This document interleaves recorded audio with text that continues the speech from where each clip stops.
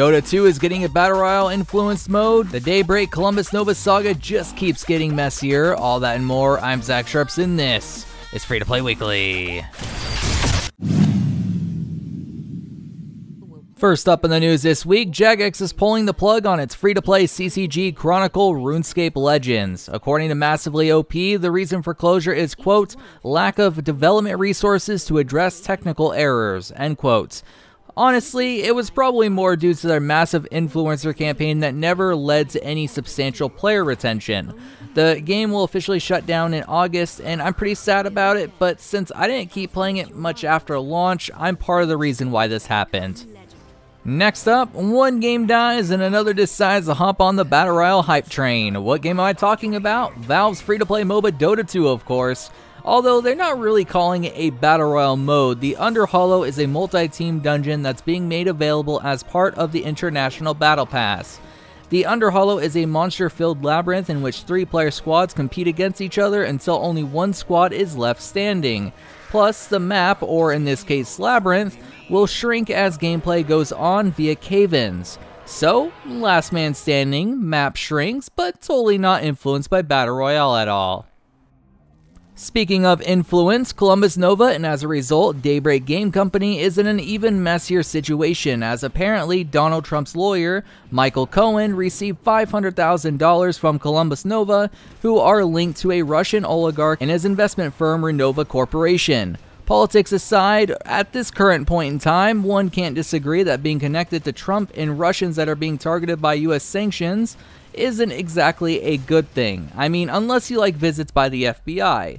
Plus, there's recent reports that Columbus Nova registered alt-right websites during the 2016 campaign, so it just keeps getting messier and messier for the company. At this point, my prediction that Daybreak will be no more in 6 months might just be a little bit too generous. We'll just have to wait and see. You know who isn't mired in controversy? The developers of the free-to-play cooperative third-person shooter Warframe, of course. Yes, Digital Extremes is at it again, and this time it's regarding their most recent update, Beasts of Sanctuary, now being available on PS4 and Xbox One. If you're playing Warframe on consoles, you'll finally be able to get your hands on a new Warframe and the new game mode Sanctuary Onslaught. This mode allows solo players, or a squad up to 4 players, to quickly dash through time portals while blasting waves of increasingly powerful enemies. I know some of you on PC think this is old news, but hey, I just want to give console players some love sometimes, alright? Alright. That said, it's time for the question of the week.